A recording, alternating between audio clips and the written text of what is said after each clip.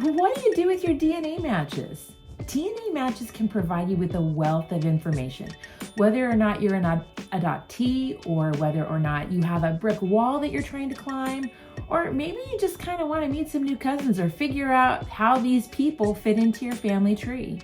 You can actually use your DNA matches to find those things out. Now, DNA work can be really complicated and kind of confusing, and it's really intimidating to a lot of people. Don't be intimidated. And today we're going to take the first steps towards using those DNA matches in a productive way so that you can identify how these people fit into your family tree and maybe break through some brick walls, okay? Now, today we're talking autosomal DNA matches on Ancestry.com. Other platforms do things a little bit differently. There are Y-DNA tests that you can take or mtDNA tests that you can take. And I'm actually going to have a link to the video that explains those two tests at the end of this one, if that's something that you're a little bit more interested in. The whole reason, though, that I'm doing this video right now is because one of the viewers of Aimee's crew, one of my members of Aimee's crew, we had our first live stream this past week, and I was showing how to build your DNA matches trees and how you can insert them into your family tree, how you can make that work. And I kind of went over this super briefly. And one of the members of Aimee's crew reached out to me and said, I would love it if you would talk more about how to denote your DNA matches. Some of you may have seen the little colored dots people use to separate the DNA matches, and you have no idea what that means and how to do it. First of all, let me tell you that to be part of Aimee's crew, you can sign up right here. I'm going to put the link to that right above. And there's also a link in the description. Aimee's crew members get the handout, and there is a handout for this video. The monthly handout for free. I do a handout each month for one of my videos. And then they also have access to a live stream where I, for an hour, work on my family tree and show you exactly how I do it. As a professional genealogist, I haven't been doing much in my own tree lately, and I wanted to do more. So members of Aimee's crew get a chance to watch. So join Aimee's crew. It's $9.99 a month. I would love to see you at our live stream, and they'll be every month. If you missed the live stream, you can always watch it later. You can't see the video if you're not part of Aimee's crew. All right, enough about that. So, Patricia Frye, thank you so much for allowing us to use your DNA test and see your DNA results. It's very helpful to be able to use somebody that hadn't really done any of this before. You are awesome. Thank you for being a member of Aimee's crew. Here we go. Now, here we are looking at Patricia's DNA matches, and she has already attached her tree. She calls it Branches, Twigs, and Leaves. By the way, I love that name. I think that's so cute. But she's got these DNA matches, and none of them have these little dots over here like you sometimes see when people talk about DNA. Now, what we're going to be doing today is breaking up your DNA matches into 4 groups, which represent your 4 grandparents. Now, I could look at higher DNA results, but they're going to share 2 grandparents because, like, a first cousin is going to be related to me through the same grandparents, whether it be paternal or maternal. And so they're going to kind of mess up breaking that up into 4 distinct groups. So I today am going to focus on DNA matches of 400 to 90 centimorgans, because that's the range of a second to third cousin, which is what we want to do. A second cousin and you share the same great grandparents. And before we dive in, I probably ought to say that the centimorgans that we're talking about is written as C capital M. That's basically a unit of measure of how much DNA you match, basically, okay? So the higher the centimorgan, the closer the relationship. And there's charts that show you if it's a centimorgan range between this and this, it's likely a first cousin or a second cousin, etc. Blaine Bettinger has done a centimorgan chart that he gives out to people free of charge. Here it is right here. And I will put a link to that in the show notes as well. So you can go down into the show notes to take a look at that centimorgan chart. All right, so when we look at Patricia's DNA matches, we see that she has 2 DNA matches that are likely first cousins to second cousins. All right, let's scroll down and look at now who is the first match that's under that 400 centimorgan threshold. And we have this DNA match right here with 395 centimorgans. And Ancestry has identified a common ancestor, and they have a publicly linked tree to their DNA matches. Ancestry has noted that this is on Patricia's paternal side. Okay, so if I click on this match right here, we're seeing where Ancestry identifies the common ancestors. Ancestry believes that Patricia and RM are matching through RM's paternal, maternal grandparents, his great-grandparents, Giuseppe Joseph Mecca, and Virginia, I'm not even going to attempt that name. So, great. We already have good clues as to who this matches. So I'm going to put that information in there, okay? I'm going to add a note that the MRCA, which stands for Most Recent Common Ancestor, is Giuseppe and Virginia. Now, I don't know for sure that's the relationship, so I'm saying predicted, because I haven't figured that out yet. And then I'm going to save that right down there. So now I have this note here, and I'm going to add RM to a group. I'm going to click right here, and I'm going to create a custom group. And you can either go with the color that Ancestry has suggested, or you can click here and create your own. And I know this is on her paternal side, so I'm going to make this group blue, okay? And I'm going to say that this is a paternal match, and I'm going to say it's Mecca because I'm assuming Ancestry has got that right, okay? So, and then I'm going to save that. Now, if I later through my research discover that that's not true, then I can fix it. So by refreshing the page, now I see that there's this little blue dot by RM. Now I want to look at the shared matches right here. I want to know everybody that matches both Patricia and RM. So here are my shared matches. Now this is saying that Raymond matches them. So that gives me a clue because that again confirms this was our first cousin, all right?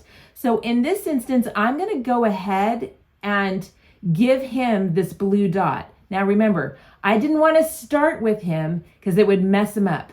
Raymond's going to match a lot of different people, and you're going to see in a minute that these other lower matches wouldn't, but I can back up and give Raymond that blue dot. So I'm going to click on that little thing, that little plus sign right there, and then add that group and add to the group.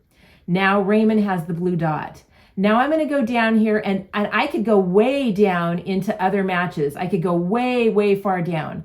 But for the purposes of this explanation, I'm just going to give this blue dot to people that go up to 90 centimorgans. Here I'm adding to this group with this little dot right here, clicking paternal, add to group. And I'm going to just keep going down the tree, adding all of these folks to that group.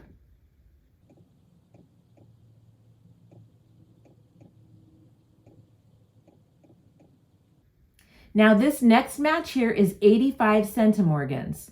And so that is below my threshold. I'm not going to do that right now. Now I could add a dot to her and I could work my way down if I'm trying to find matches at a higher level, like great-great-grandparents or something like that. But I'm going to stop right here right now for the purposes of this. And we can see that all of the dots have been marked. So now if I go back into her DNA matches, I start to see these DNA matches that have the blue dot as I scroll down. These are all people that are related to one another.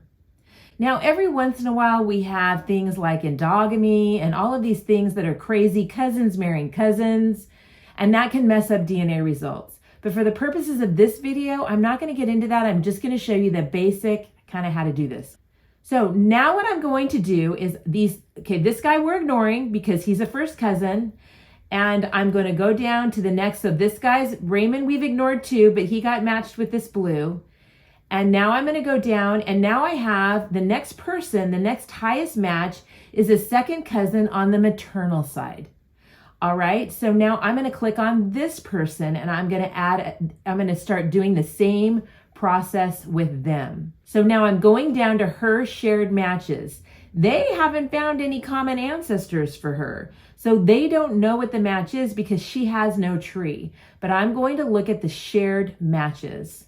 All right, so I'm going to add this DNA match to a group. And I'm not going to choose one of these because I don't want to put it in the paternal group. I want to create a custom group. And because I know this is on the maternal side, I'm going to give this one pink.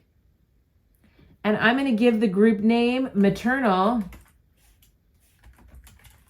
unknown because I don't know yet. All right, so now if I refresh this page, I don't know why it doesn't show up right away. You'll see that there's a pink dot there for that group. Now I'm going to go through and I'm going to back up and add it to this person who we're not really worrying about, but I'm just going to go ahead and include that there just so she has that in her tree. And then I'm going to continue to go down and add these people to that maternal group, just like I did with the paternal group. Now, with the magic of speeding things up, I have marked everybody that's above 90 centimorgans with this pink notation. So now I'm going to go back again to her DNA matches. So now I'm starting to see pink and blue. So I'm going to start at the top and go down to the next person that is 277 centimorgan match, again on the maternal side, and I'm going to give them a color. So let me go to this match. I'm going to add her to a group. Now this is maternal, but I don't want to do this pink maternal because this is probably the other parent on the maternal side. So I'm going to create a new custom group. And I'm going to go with something that looks like pink. I'm going to do the light pink because it's different enough that you'll be able to tell the difference. And I'm going to use the name maternal. And I'm going to say unknown too because I don't know. And you have to give them different names. You can't give them the same name. Ancestry won't let you do that. So if I just left it as unknown, see the save button isn't lit up anymore. So I have to give it a new name. So I'll click save. All right, now I'm going to go to these shared matches. And now, do you notice how this DNA match of 934 centimorgans, a likely first cousin, matched this one as well? Why is that? Because he's a first cousin. So that means that he's going to have the same two parents in common. So I can add him to another group. So I'm going to click that and I'm going to click that one. So now this guy has two colors. He has both colors in that maternal group because he matched both of those lines. I'm hoping that this makes sense to you. So now I'm going to move down the tree and I'm going to add these guys to this light pink color. All right, so now I've done the same thing. I've added this pink, this light pink, to every one of these matches that are above 90 centimorgans that match both Patricia and this DNA match. Now when I go back into these matches, I'm seeing they're starting to fill up with these different colors, okay? So now I have identified Patricia's mother's father and her mother's mother. And I've identified one side of her father's, either her father's mother or her father's father. I don't yet know. Let me see if I can find any DNA matches that fit the bill for that family member. So as I'm scrolling down, I'm looking for somebody that doesn't have one of these colors over here. And I have this person, 99 centimorgans. Now, Ancestry is saying this is on her maternal side. So how would that happen? Let's talk about that for a minute. Let me click on this match. And I want to look at her shared matches. She's matching this first cousin, as I would expect. But now she's matching two of the other pink cousins, the darker pink, okay, the redder color. And now we're below our threshold, right? So what does that tell me? Don't stress about it. We each take half of our DNA from our mom and half of our DNA from our dad, and you never know what half you took. Your sibling will take different pieces than you will. So when you have a DNA match where a lot of your DNA is matching maybe some of these people, but not some of the others, it just means they took different portions of their DNA. There can be some more intricate, complicated reasons, but for the sake of simplicity, I'm not going to go there. We're just going to say that this is on the mother's side and it's the same as the rest of these dark pinks. All right, so I'm going to make this one dark pink, but I'm going to note, and she's already got one little note in here that she sent them a message, and I'm going to keep that in there, but I'm going to add a note that this match only matched some of the dark pink matches, but likely related through that line because it did match those dark pink matches, and I'm going to save that. All right, so now I'm going to go back again to the matches and let's see what we got. All right, now I'm going to scroll down again and look and see if I've got anybody without a dot that's got more than 90 centimorgans or 90 centimorgans. I'm going down, I'm going down, I'm going down, and I'm not finding anybody. We may not have another DNA match. Okay, so we've hit our threshold. Now our next DNA match here are less than 90 centimorgans. But so what does this tell us? This tells us that Patricia doesn't have DNA matches on one side of her father's family, at least not at that level. Now, maybe further up, and likely further up she will, meaning up her tree, like a great-great-grandparent or something like that, but she doesn't within this time frame. Is it the end of the world? No, it's not the end of the world. She still will be able to work through things. So now I can start diving into the trees of the matches in the different groups, and I can start putting them together and recognizing that this blue match and this blue match, they fit into the tree this way, and they relate to me this way. And you have to do that by building trees of the matches and by making your tree a descendancy tree, in that you're using your cousins, you're finding out their children, and you're working your way down your family tree to then hook into these DNA matches. Now, if you join Aimee's crew, you can actually watch the video that I produced this week, that live stream where I go into how I build those trees and how I mark the matches as DNA matches.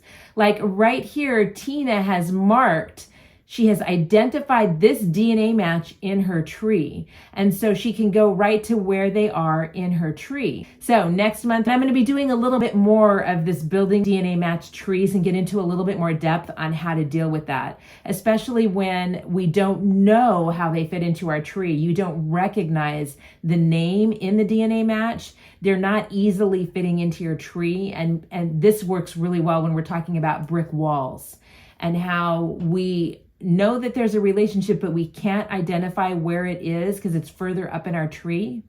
So we're going to be talking about that next time. So join Aimee's crew, enjoy that. I hope this video has been helpful to you. Thank you again, Patricia, for allowing me to use this example. And if you wanted to have a video that talked more, that I mentioned at the beginning, about doing a Y DNA test or an MT DNA test, you can check out this video up here. And then this video down here is a video that explains cousin relationships. Like, what's a second cousin? What's a second cousin once removed? This video, I'll explain that to you. Hope this is helpful. Give it a like if it has. Please feel free to share the video. Have a great day.